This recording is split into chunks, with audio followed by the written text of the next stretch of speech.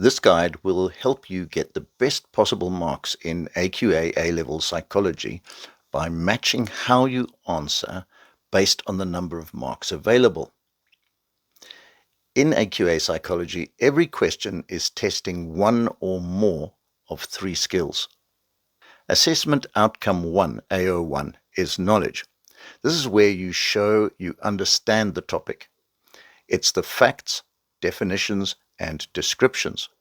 For example, if the question asks you to describe Milgram's procedure, you would explain how he recruited participants, what the task was, and what happened.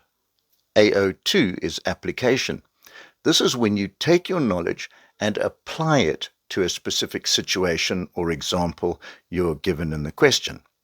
For instance, if the question gives you a short scenario about someone conforming in a group, you would explain that behavior using concepts like normative social influence or informational social influence. AO3 is evaluation. This is your critical thinking. Here you weigh up the strengths, weaknesses, and implications of research or theories. For example, after describing Milgram's study, you might evaluate it by discussing ethical issues, lack of ecological validity, or how it has real-world applications. Knowing which AO a question is asking for and getting the right balance between them based on the mark allocation is the key to getting top marks. If you'd like more free AQA psychology resources, click the link below. If a question is worth just 1 mark, it's testing either AO1 Knowledge or AO2 Application. All you need is one precise definition or identification, nothing more.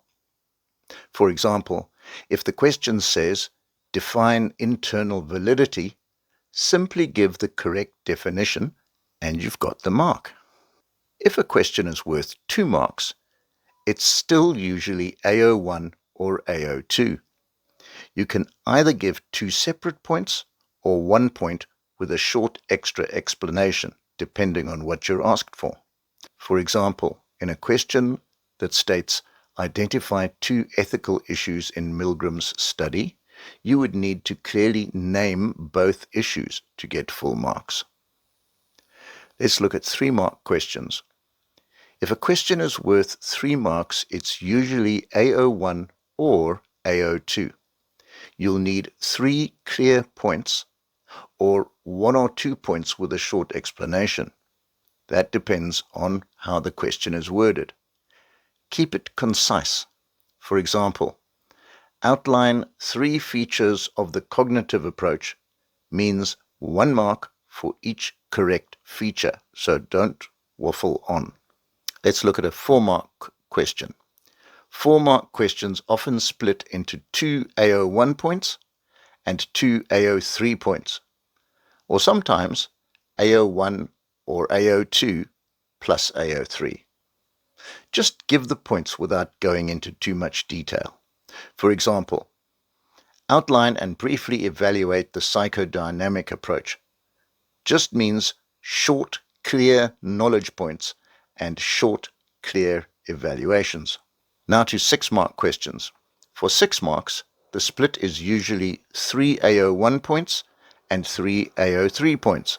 Here you should develop each point fully, not just state it. An example would be, describe and evaluate Zimbardo's procedure. Half the marks for accurate description, half for linked evaluation. Now to the 8-mark questions. 8-mark questions are normally 4 AO1 marks and 4 AO3 marks. You'll need 2 detailed AO1 points and 2 detailed AO3 points, and they should clearly connect to each other.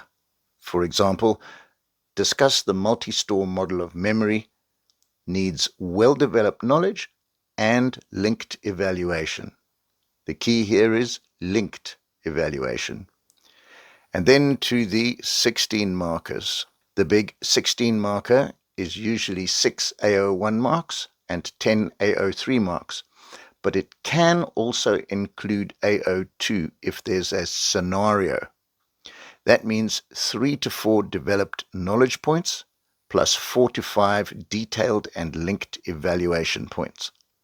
If AO2 is in the question, weave the scenario into your answer.